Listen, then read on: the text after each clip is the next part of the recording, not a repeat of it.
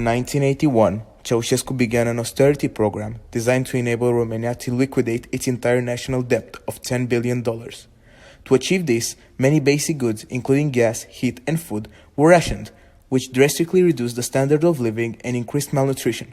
The infant mortality rate also grew to be the highest in Europe. The political police, Securitate, had become so omnipresent that it made Romania essentially a police state.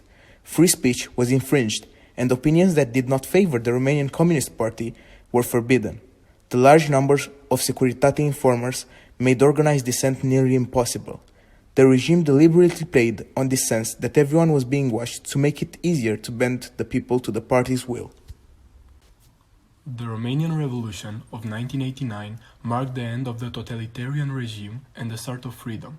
30 years ago, a protest started in Timișoara that soon overwhelmed the whole country. It was so powerful that it put an end to almost 40 years of dictatorship in a few days. Nicolae Ceausescu's regime fell in the last days of the year 1989, marking the dissolution of the Communist bloc. The Berlin Wall fell, the Cold War was ending, and Eastern Europe finally found freedom and democracy.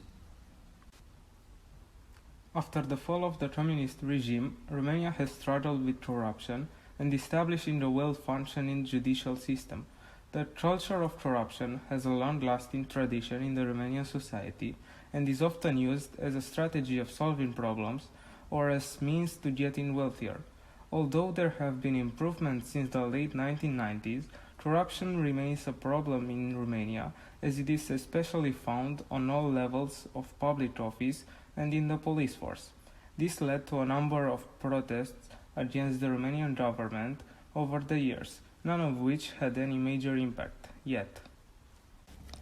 On the 30th of August 2017, there was a major protest against the newly sworn-in government that secretly approved an ordinance modifying the penal code intended to decriminalize government corruption and help hundreds of current and former politicians to escape ongoing criminal investigations or prison sentences. Fresh anti-government protests took place on August 10, 2018. The event, entitled Diaspora at Home, was organized and promoted by Romanians living abroad, the Romanian diaspora, who returned home in large numbers for the protest. Up to 100,000 protesters gathered in front of the Victoria Palace, the government headquarters, located in the center of Bucharest. The protest in Bucharest started out peacefully, but was marked by the violent attack of the police force in response to some of the protesters who attempted to force their way into a government building. The militarized police force used tear gas, pepper spray, a water cannon, and gas grenades at the order of the prefect of Bucharest, Speranța Clișeru, on the civilian population indiscriminately. The protesters also held a moment of silence in memory of those who died in the 1989 revolution, and several speakers accused the political system of lacking alternatives.